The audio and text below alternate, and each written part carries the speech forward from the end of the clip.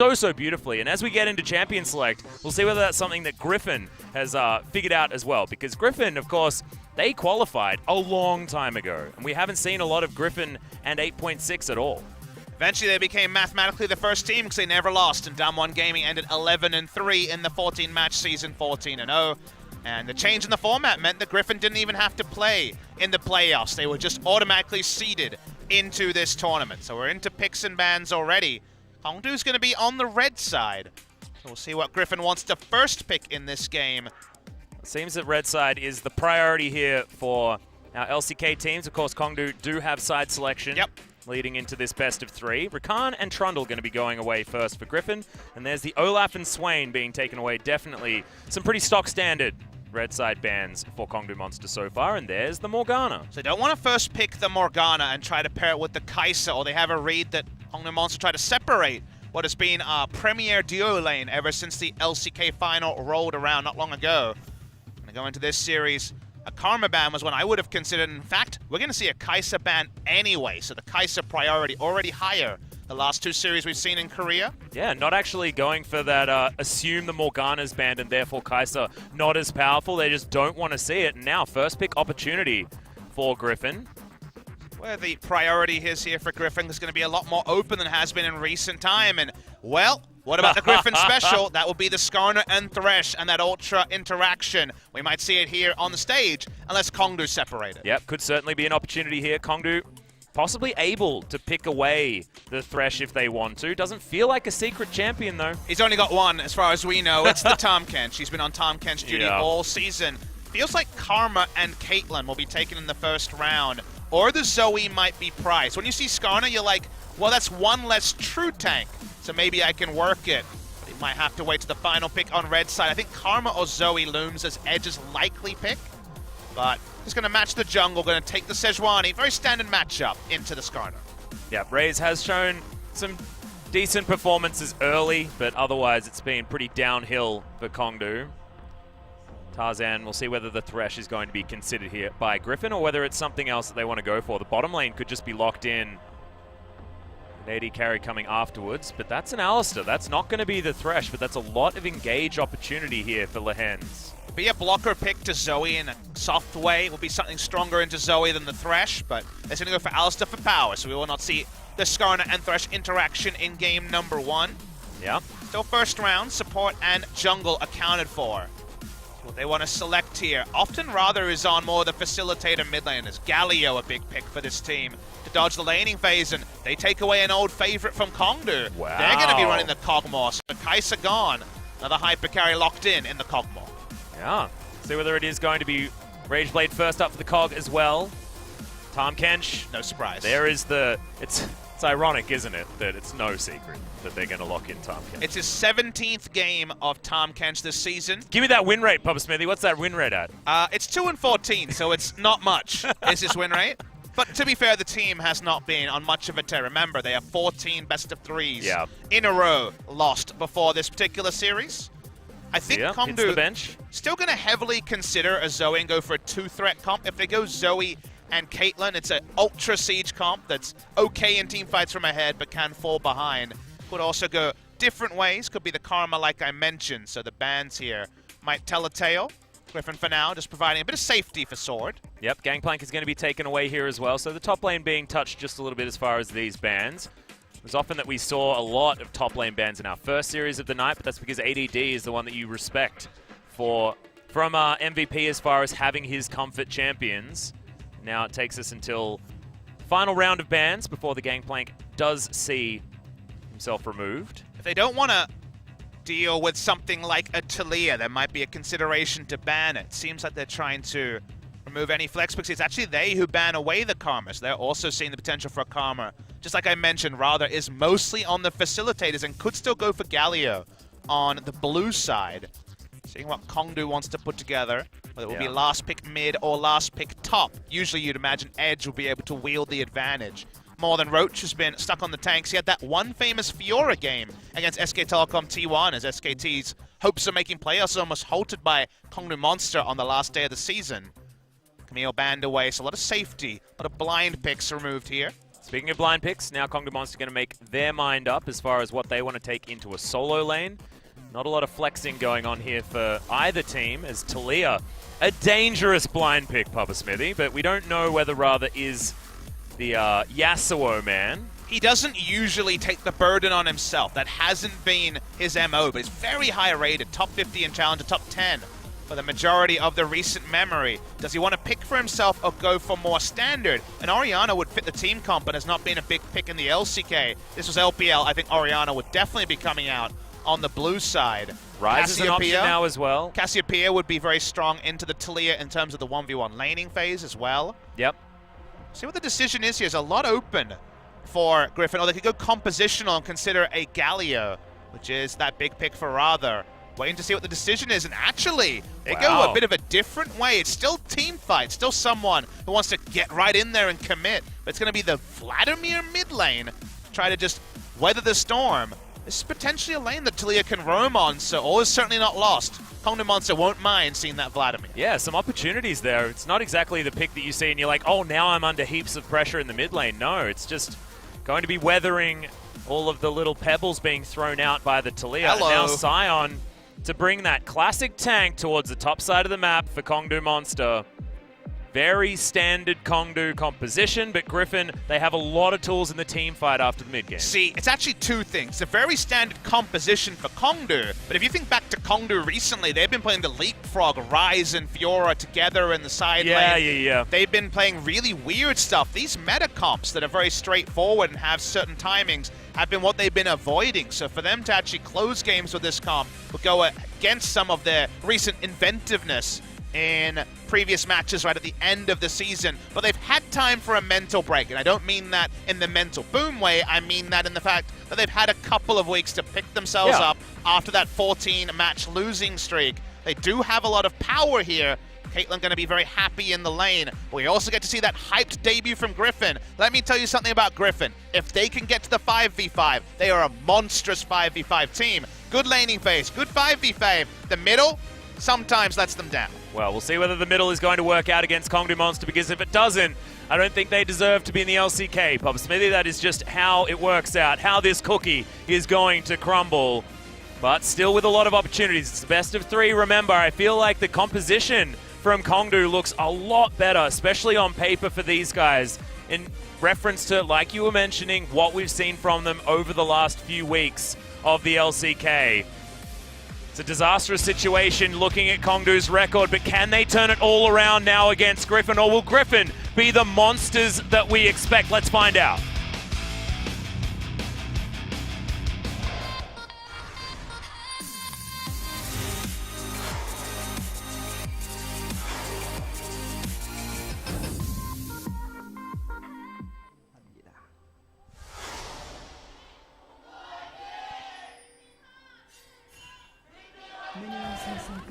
Right. Some people already on that Griffin hype train, Atlas. Yeah, it's pretty divided in the audience here today, when Kongdoo, of course, a massive name in esports here in Korea. A lot of people won't know what to make of Griffin, because you just hear about them, a couple snippets from me talking about the Skarner and Thresh combo, about their dominance in Challenger, and you've heard that before with CJ, that sort of thing. Did not mean much when it came to this, the must-win time of the season. They also didn't have to play a best-of-5, Atlas. Yeah. They just got here from best-of-3s. It's their first best-of-5 since the Kesper Cup a long time ago. They played that best-of-5 against SKT. So, at the end of the day, Griffin have to put up or shut up when they get to the best-of-5 stage. They need to win a best-of-5 to qualify. It's just a best-of-3 today, so theoretically it could just be the 15th in a row. But Griffin have a lot of hype. That's a chroma I haven't seen before for the Pugmore. The Pugmore chroma. It is adorable, though. Griffin, as I mentioned during the draft, very strong laners, very strong team fighters.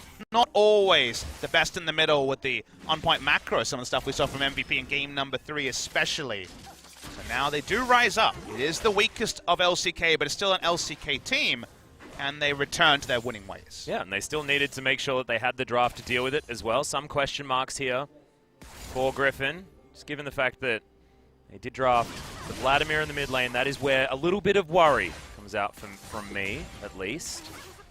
Kongdoo Monster have so many ways that they can get around this map and start fights in the mid-game if they want to. And Vladimir is kind of like a greedier Galio, if you think about it. It's a Galio that doesn't have the ability to hero's entrance straight into a fight. It needs to be there with the Ghost and Flash. Yeah. Will be a 5v5 beast, but as you mentioned, it's later scaling.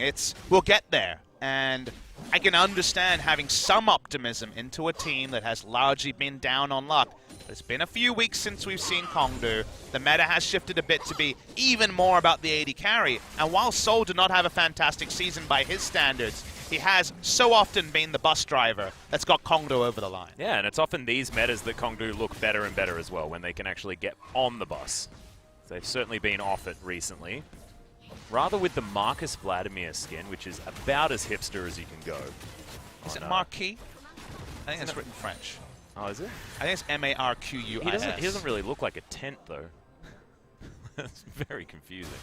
And wasn't Marcus like an actual You could be vampire? right. That's just how I read it every time. No one's ever said it out loud. You've decided to go super deep in your skin knowledge. Did you like the fact that I said that? No, but wasn't he a real vampire, like in history, Papa Smith? Yes. Like an actual like with the vampires of repute. Yeah. I mean, I've seen Underworld. That documentary was one of my favorites. Which one? Oh, definitely #1. The rest of them were not so good.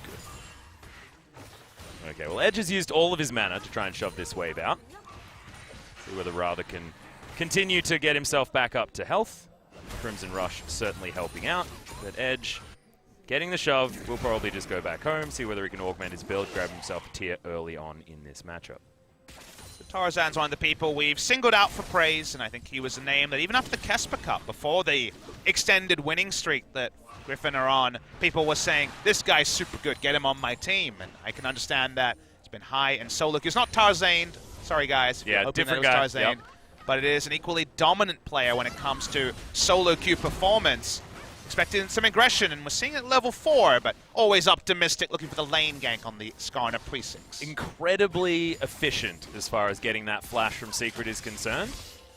Certainly a good one to get as well, because they will be targeting the Tahm Kench here towards the bottom side. Sol playing up. You can see Viper, he's having absolutely no worries at all here in this lane. A couple of creeps is going to be the lead for Sol, but if you're a Kog'Maw and you're up against a Caitlyn in lane, you're feeling great if you're anywhere near touching distance of that CS margin, at least until you grab your first item.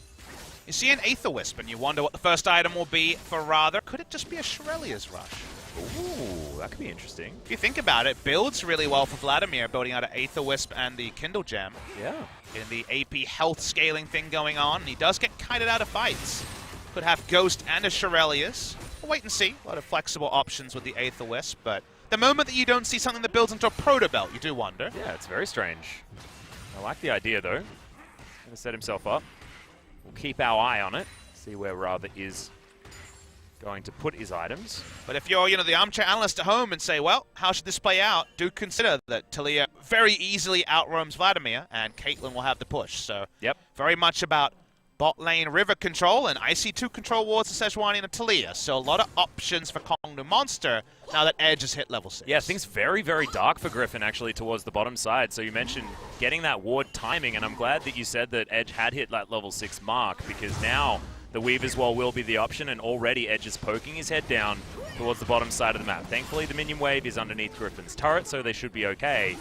But dive could potentially be an option. Lehens is just getting his health bar taken down low just so the Headbutt Pulverize can't really challenge any of Kongdoo Monster, and as long as they separate, as you saw just there, things are absolutely fine. This mid-priority also serves a dual purpose, because Edge can threaten roaming bot lane by moving to the bot side of the map. He can also hug the bot side of the map and play around Skarner's engage as well, as the engage range will have to be a lot further to come all the way around and flash. So it's very much helping them set up an aggressive side to bot lane, but also provide safety from the Skarner. And we always know that if Skarner gets those ults off at level 6, level 7, rather than being well held in the jungle race, his lack of tankiness in the late game makes him very easy to take down. Yeah, this is the thing. It's the very mid-game focused scenario for the Skarner, and sometimes for the Kog'Maw as well, depending on what we're going to see coming out from Viper as far as item build. I wonder if you'll go the Kramer approach the Varus build and go Infinity Edge earlier than expected on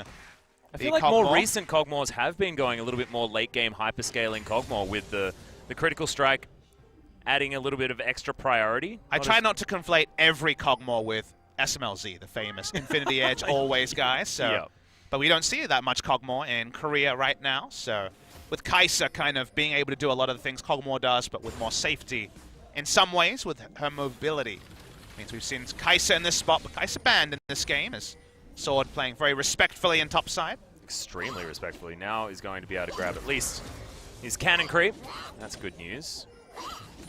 But it does mean that Roach, a lot of control up here towards the top side, and in fact, Kongdoo are holding Griffin almost exactly where they want them to be. So you just get through this early to mid game, Kongdoo Monster are going to be feeling pretty good playing front to back and getting around this map very easily. They've got so many global options in the Abyssal Voyage as well as the Choo Choo Train from Roach and Edge's Weaver's Wall. Sol takes a truckload of damage there as there's the Shurelya's Revelry completed here from Ratha. So that is going to be the new option for the Vlad.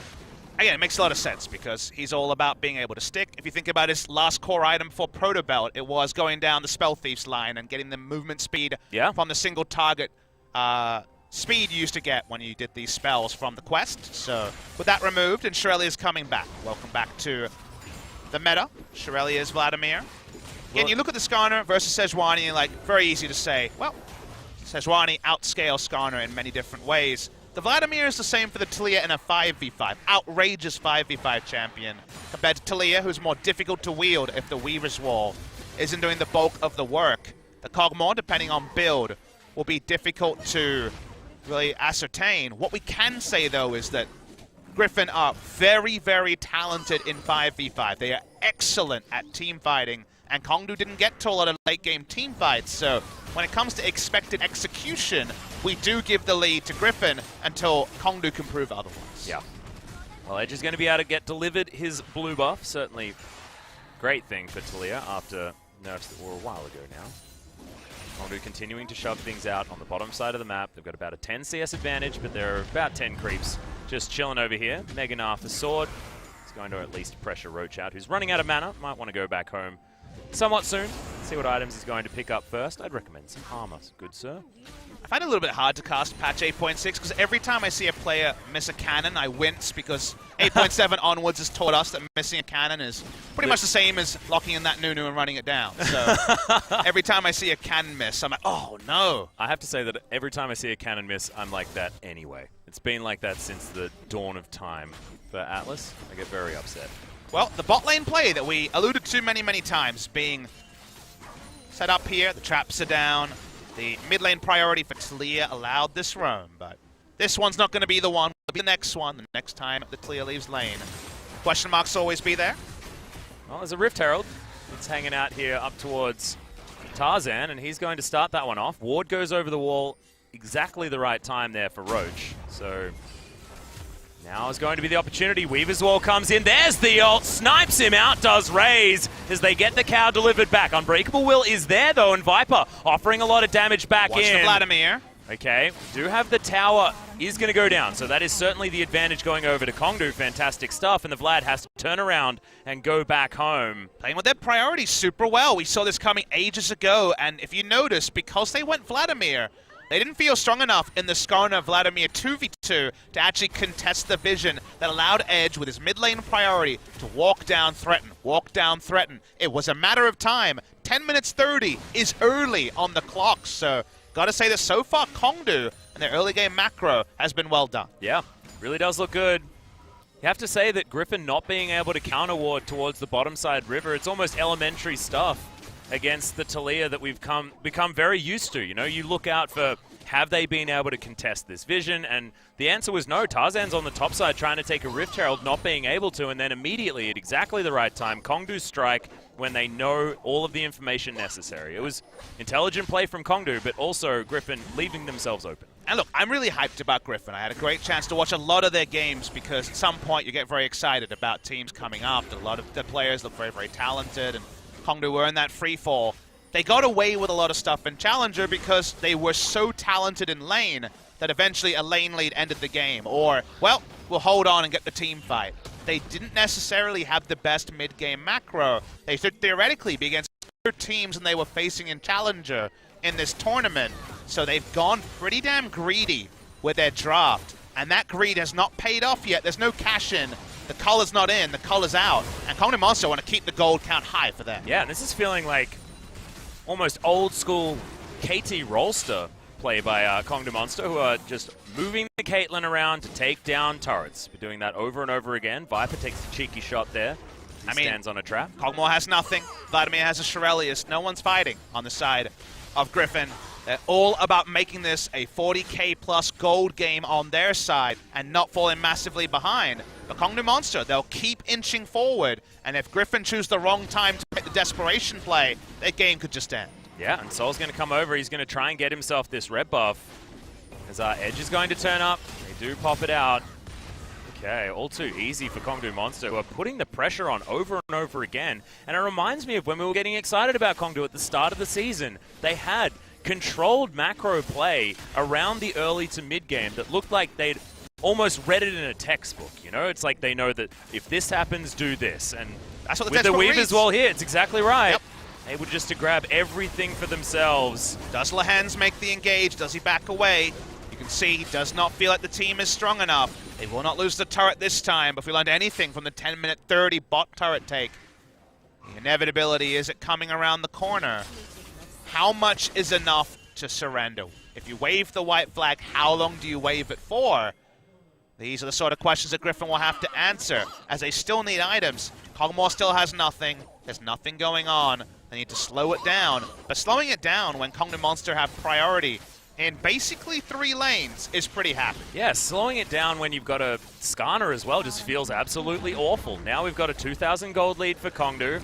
It's not about really the gold lead. It's like not the issue that we're looking at here, though, because Kongdoo are more than happy to just let this game go. Let it go as long as they want to, and then get into those team fights that they know front to back they should be able to take. Getting behind Soul has the extra safety of Secret there as well, who has always been on the Tahm Kench to help him out. I'll register my skepticism. I do feel like Griffin will have some pretty big timings where they will have the 5v5 advantage, but getting there, especially when they're surrendering gold and item leads to the side of Kongdoo Monster, looking less clear. The path forward to Kongdoo is clear. They feel like if Caitlyn rocks up an objective and they don't have a huge vision disadvantage, they're going to be able to keep pushing, and so far so good for the side of Kongdoo. Yeah. Kongdoo desperately want to find themselves in the LCK for summer. They don't know what it's like this time around. Might be able to get themselves back in, but we haven't seen what Griffin are capable of just yet. No 5v5s to happen. It's 15 minutes into the game. We've got backs coming through. Having the Pugmore go home and grab himself the Rage Blade is going to be the first spike as far as extra damage they are going to be able to offer. Blue buff is actually delivered to Rather for purely that CDR in the mid lane. Do you notice we're on patch 8.6, guys? To remind you, into game, or series I should say, number 2 of the day. So not 8.7 in this game, so the Rage Blade's still going to be pretty cheap. The recipe cost hasn't gone up like it did on patch 8.7. You mentioned it before about the Abyssal Voyage. When Kongdoo Monster want to make a map rotation, a lot of people can rock up real fast. Yeah. Sejuani is the only person who's going to be slow because everyone else has globals or other ability to close distance very, very quickly. That means that Raze can play so much further up, you know? He can be that battle ward because all of his mates can turn up when they need to. Kongdoo Monster they are reading this textbook like you would not believe. Papa getting around to the last outer turret, taking all the structures that they can, flash very early, heal as well, Edge.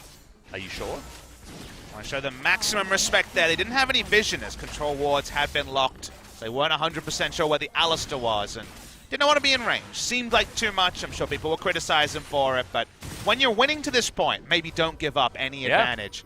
The side of Griffin.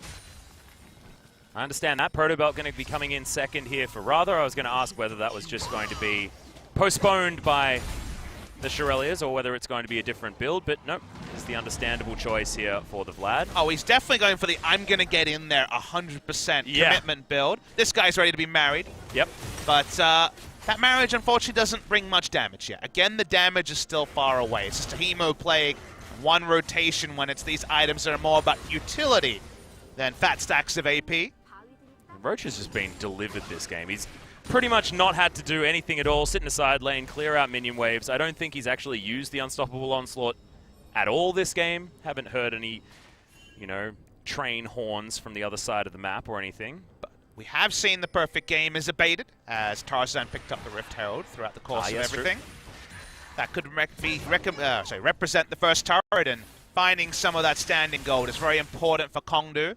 It's kind of the annoying part of the game before Baron spawns, where they've taken everything easy and everything else they can get in the next 2 minutes and 40 seconds doesn't really represent the sort of leads they've been able to gain. And when it comes to what the gold lead needs to be, 2,500 doesn't represent that yet. So while it's been a very clean early game for Kongdoo Monster, it is a free farmed Vladimir. Caitlyn is 25 CS up, but the Rage Blade is observed. So for now at least, Griffin will say there's still a team fight we win, and it's on Kongdoo's macro to deny that from Griffin. Yeah. And having a couple of item spikes here as well, that proto belt being done rather means he, like you say, runs really fast and then jumps on top of you with a bunch of bolts. Viper struggling here against the Brambleback, which is just going to run back home and regen. Got leashed there, and it seemed like there was too much need for Skarner to be topside to stop any of this deep vision from going down.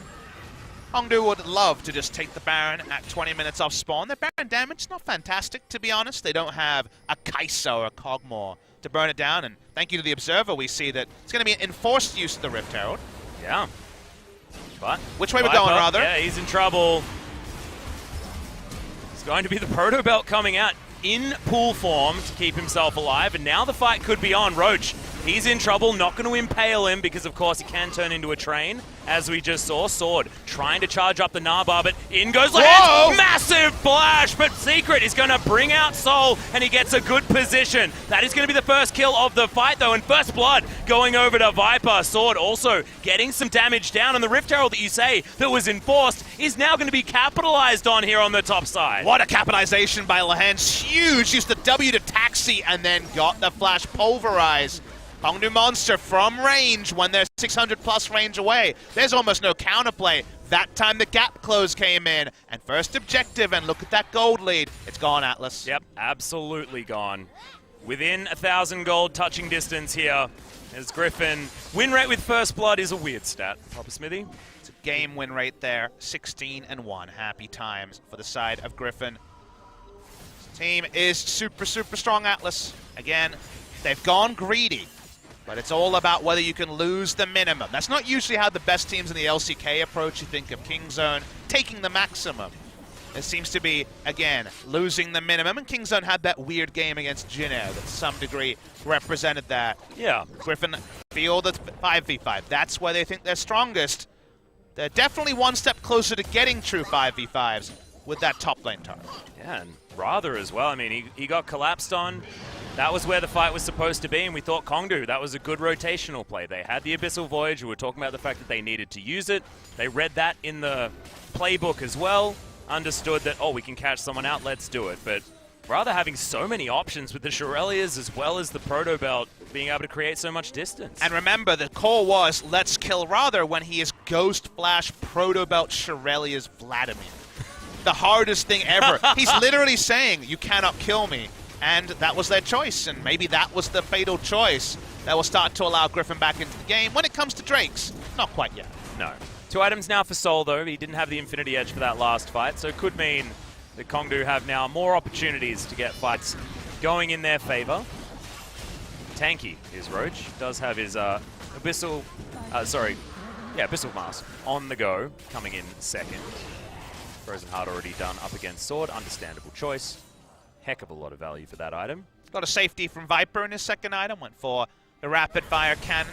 Not going to have much peel. Lehens is on initiation duty, so wants to ensure that he gets the first autos in, and also he can do a bit of extra sieging with range on his W.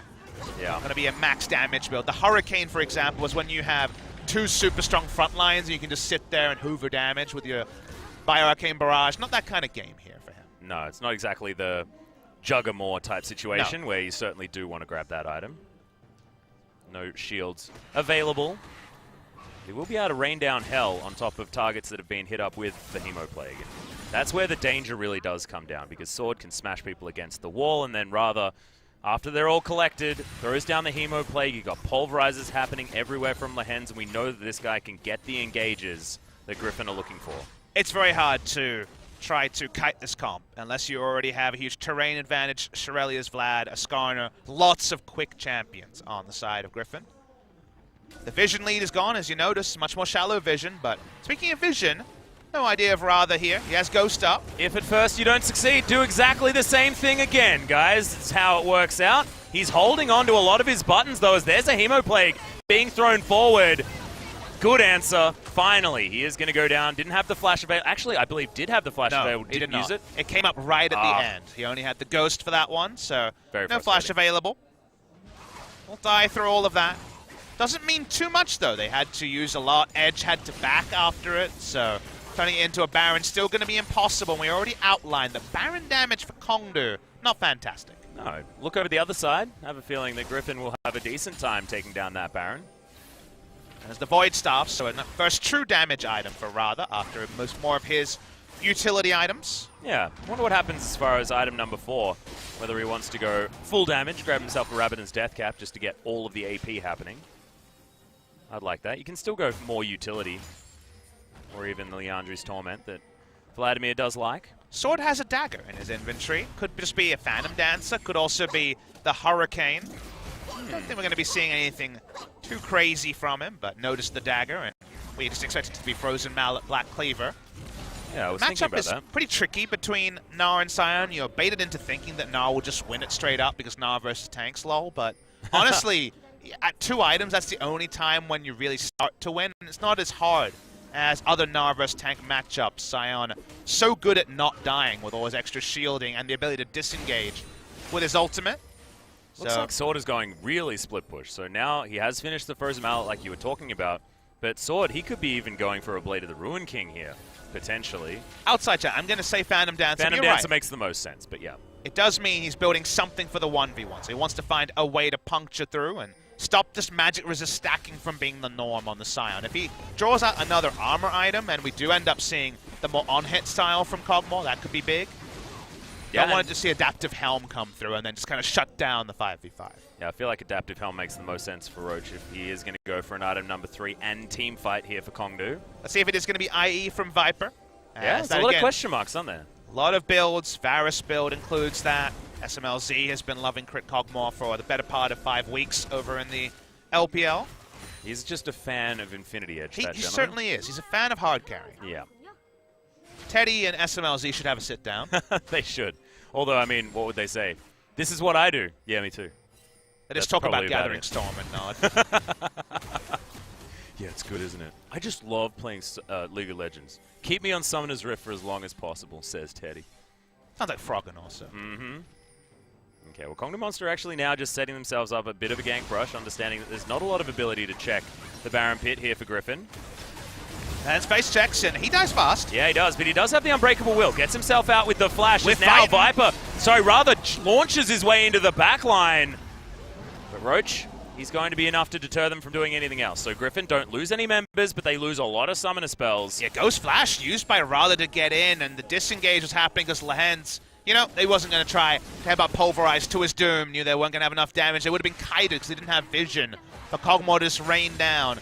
The Vladimir goes a screen away from the Kog'Maw. There's not going to be follow-up on any of those engages, so that's some pretty big summoners to be down on the Vladimir. Still has Shirelius for a bit of movement speed. Yeah, can get himself in there. We'll have Proto Belt very soon as well, as Living Artillery is pretty good for scouting things out, and there's a value boomerang coming in from Sword. So Griffin do disperse Kongdoo Monster from the Baron Pit. Consider what has happened since what? I believe it was 16.5 to 17.5 minutes where 3 outer turrets were down and we said they ran out of easy objectives. There hasn't been any more objectives for Kongdoo in the better part of 10 minutes. That's been time for the gold to stack up. 60k is the big go button. They're probably feeling pretty comfortable at 42,000 gold for the team. The teamfight comp is getting to relevance when it comes to 5v5, and I spy with my little eye a BS sword. I think the Infinity Edge is coming next. Yeah, I feel like it is too. Things getting scarier and scarier here for Kongdoo. Being said, I mean, there is a window for Griffin. Kongdoo will have opportunities in this game as well. I don't want to count the chickens before they've hatched or anything like that, because there's a 3-item soul. And if there's anything the Kongdoo want to do, it's jump behind the Caitlyn and ride him all the way to a victory. Well, let me tell you, the Vladimir and the Caitlyn will meet within 100 range in the next team fight because there's no kiting him. It's impossible to kite this Vladimir. And if he's able just to kill, zone, trivialize the Caitlyn, I think if Indie Edge Kog'Maw is going to be doing a lot of carrying himself, and that's the part that's different. You're baited into thinking, well, Skarn is useless. How are they going to win a 5v5? It is a good 5v5 comp from Kongdoo, but there's Sejuani Sion against someone normal you can peel, and there's trying to peel a Vladimir. It's a very different thing. Yeah, this Vladimir is building a lot more damage as well. That should be a death cap. Outside chance that it's a few other options, but seems like the likely choice. Griffin setting themselves up a lot of vision. You can see this triangle of control wards. Should actually be taken out here as Raze spots one of them, but otherwise, they're okay. Hex Flash. Thanks, Lens. Doing his thing. QSS is starting to be built. Kog'Maw delays his build for one. Could also be a Mercurial Scimitar and not go the way of IE. Yeah. Well, the BF sword's still sitting there doing something weird. Sol throws out the Peacemaker just to clear out this minion wave. Kongdoo Monster still flirting with the top side of the map, wanting to get themselves around this Baron buff, but unable to ever start it up. As you mentioned, Baron damage isn't something that they really want to be able, that they can really rely on here in this composition. Teleport available for Roach, of course, but Sword can follow him as often as he wants. So where should Kongdoo be playing? Is the question the Kongdoo fans will be wondering. Notice they still have the Weaver's Wall. It's getting max duration as Sol walks up. Yeah, okay. Lehen's over the wall once again with the Hexa Flash, but has to headbutt his way out. Viper taken down very, very low, but Sol, as you say, was exactly the same situation. Not a lot of life steal for Viper. We're getting to a point where Kongdoo can start the Baron a couple of times, then when they feel strong enough or they feel like the enemy team hasn't walked up, use the Weaver's Wall and finish it. That is something you can do. While Skarner has Flash, it is the play you should try to be making here against Griffin, who are kind of getting away with this delay a little bit too long. Yeah. Well, Edge with the Banshee's Veil. He's not going to get headbutt pulverized as easily here by Lehens. Good ward goes over. Lehens knows exactly what Kongdoo Monster are trying to do and will not be caught with the shove over the wall. The question is, when does Kongdoo start the Baron? You have to at some point take it. Hex Flash to check. Another one there from Lehens is the ultimate is going to come in. They get the ult out from Lehens though, and that is very important. They would have preferred Tarzan though. They're going to try to DPS him down. Lehens doesn't have his flash up. We don't have the cooldown on that, but it can't be too long. We've seen a lot of Hex Flashes. Yep. Sword was relatively recently exhausted as well. As there's the Impale, but Devour, the perfect answer to the Skarner, gets Sol out of there. Raider flashes, Skarner flash down. Now Skarner can only really ult a tank in the next fight. Won't be able to get anywhere near anyone else. Cannot ult Secret because he has QSS himself. Secret now doesn't have his flash though, so it could be an opportunity for Viper to mow him down. But you're right, it's feeling like all of these engagements, it's testing the waters for both of these teams. Sol getting a bit of damage down now with his extra items that he's augmented himself with. Rather has gone the Gathering Storm, the only of the mid laners. Very, very often we see Talias go for Scorch because they're all about winning those early trades and roaming. Weaver's Wall hasn't been used in the last, I don't know how long. Yeah, haven't seen one. And there's the two needlessly large rods as Rather is almost about to buy a hat. Hex Drinker actually done here for Sol, so his first sort of magic resist item is not going to be that QSS. Really relying on Secret to keep him safe. Very rare pick onto the Caitlyn. One of the reasons why the hard counter is, oh my god, he's built a Rage Blade. All right, the theory here is to get the max damage out of Hyper. It's all about the W. He actually wants to be exhausted in the laning phase because he can just run down and stack it up basically instantly. Think about how quickly you stack Black Cleaver as well on subsequent targets. That is the first time we have seen Rage Blade Gnar. Yeah. Okay. Outside of you guys thought the Hurricane was crazy. We're going off the deep end over here. He's got another longsword as well. I mean, he could be building anything. He just wants to kill Sion, is what he's Blade doing. of the Ruined King better be coming in next. Awkward thing about this, of course, is that Hyper does magic damage, and he did go Adaptive Helm, so yeah, he's going to eventually kill him. Well, he's also going to really kill his Ocean Drake. That's true. Let's get stacks in there. Oh, yeah. Watch this. One, dead. One, dead. Oh, yeah.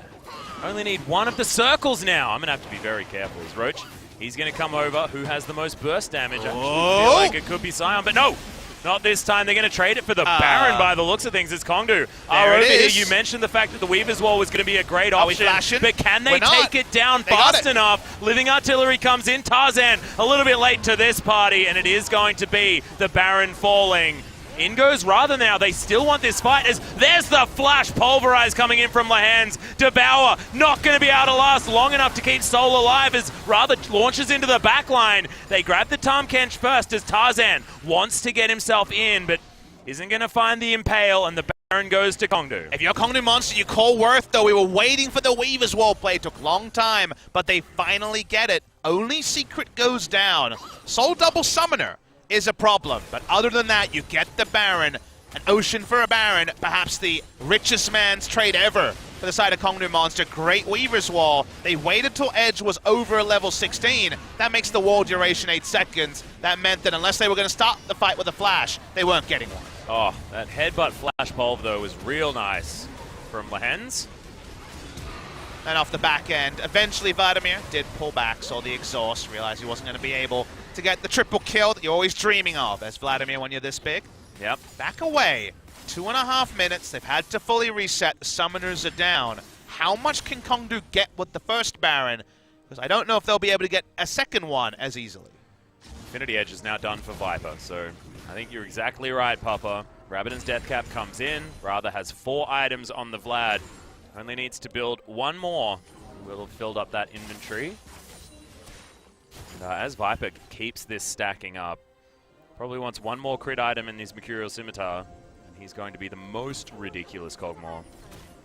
A single target one, but at this point, I think Skarner changes his focus. This ult's the nearest tank, and if they can kill him and Kog'Maw gets the damage, and usually he's able to do that, then things work out for Griffin. So more of a role for late-game Skarner than a lot of our other Skarner games we've seen, where if you can't get the backline, you're trivialized. Yep. Not a lot of options for Roach as well, unless there is a Tahm Kench hanging around.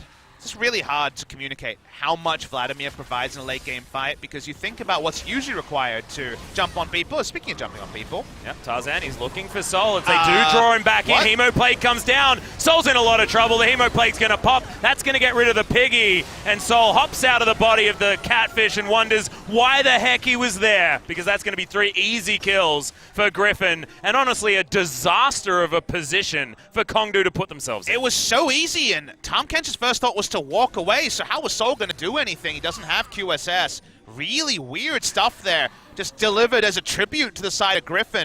3 kills and the Baron buff, it's basically over. Yeah.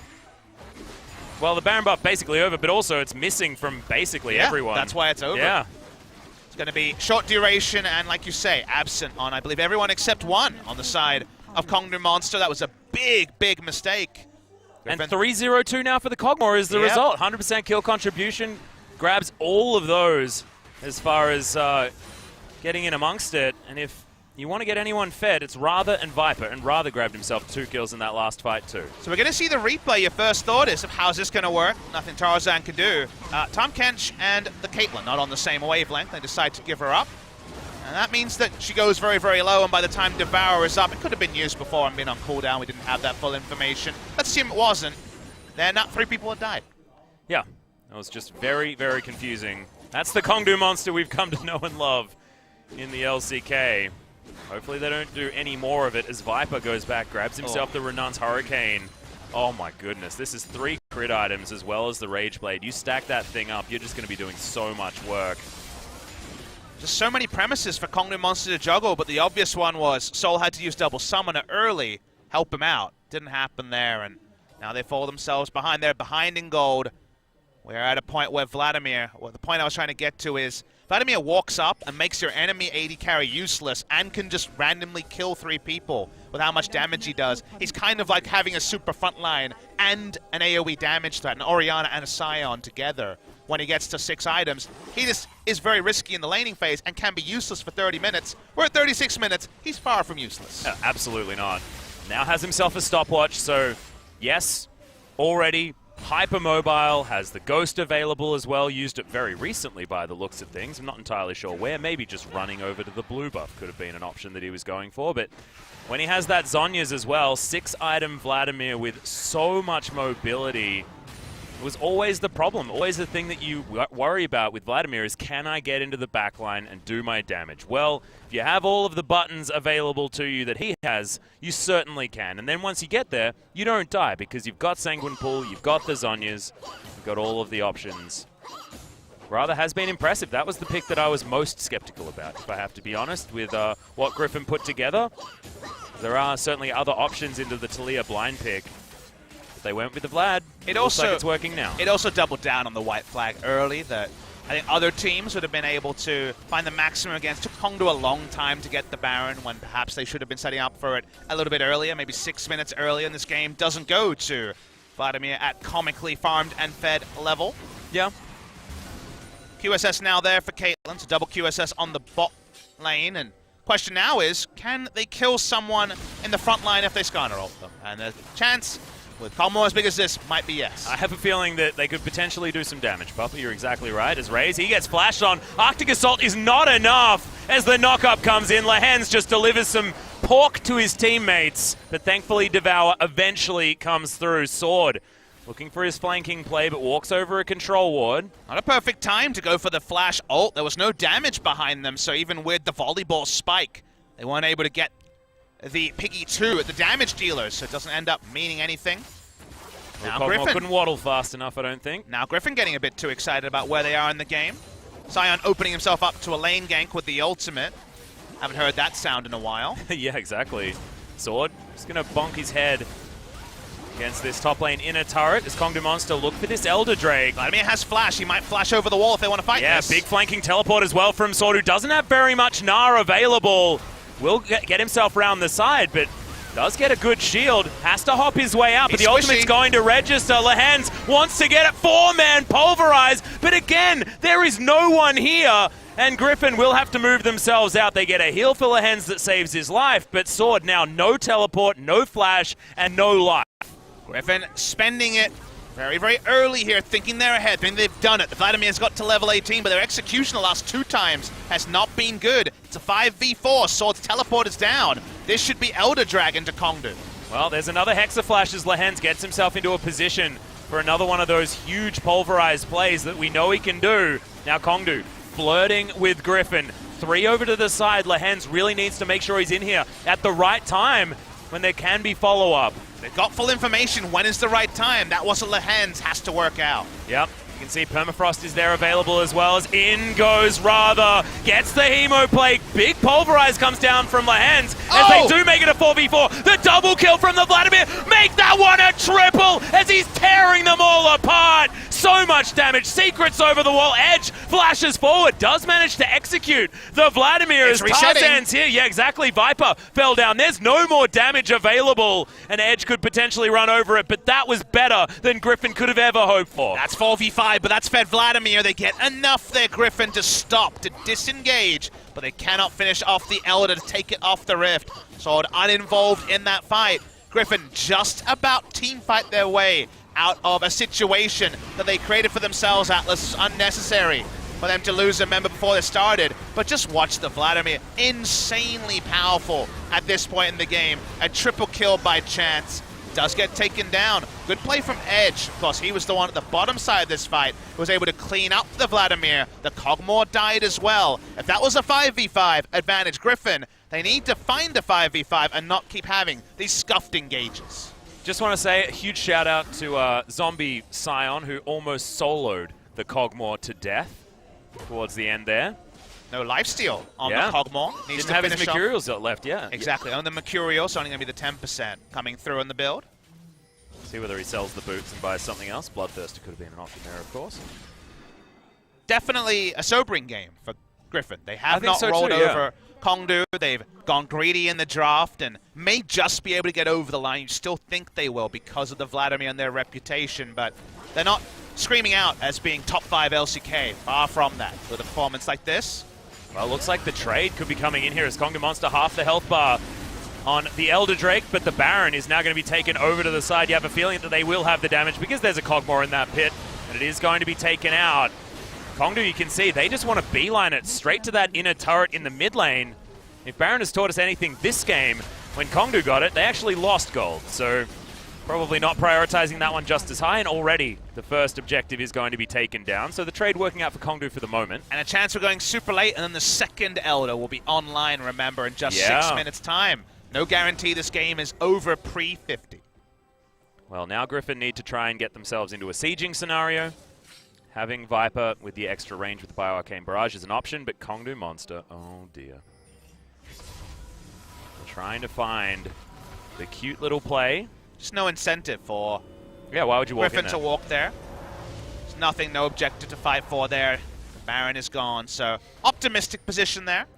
Does mean that the Baron is going to be available for a little bit longer here for Griffin if they do start to get themselves sieging, so not going to want to team fight the team that has the Elder Drake buff. And while Vladimir was definitely the most visible champion, turns out the 10% more Kog'Maw is something you can't afford to cash in. Oh yeah. If you're a Kongdoo monster, doing huge damage in that fight before going down. 6 items as well are completed, so we'll have that lifesteal that we were saying went a little bit wanting in the last fight when you get killed by the passive of a Scion.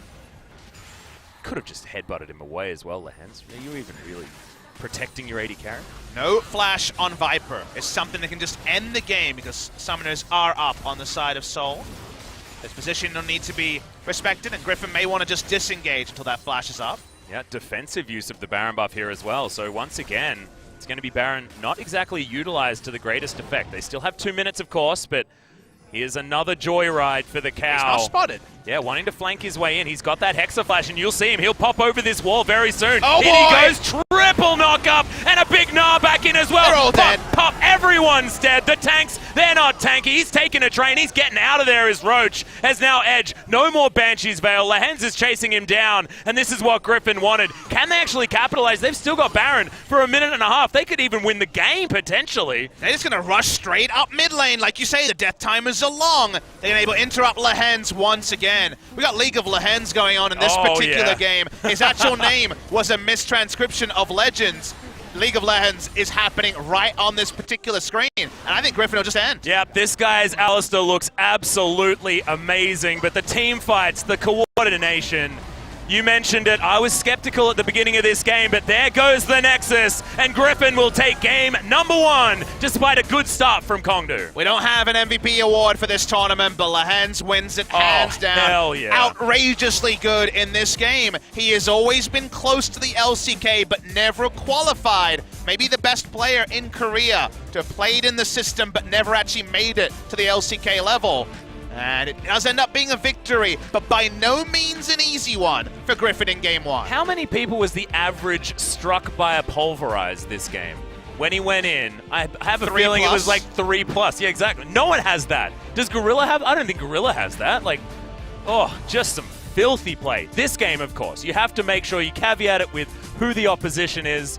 And Kongdoo did put themselves into positions where they were pulverizable. Hex Flash into 3-4 man, and then of course the wombo from there. The wall doing an assist, thanks very much, enemy Talia, says the Gnar. The League of Lehens may become our new thing, and what a play from the support on Griffin. Yeah, this is my new favorite esport, League of Lehens, man. This is really, really fun to watch. Wake some we get another one now as well after this. Game 2.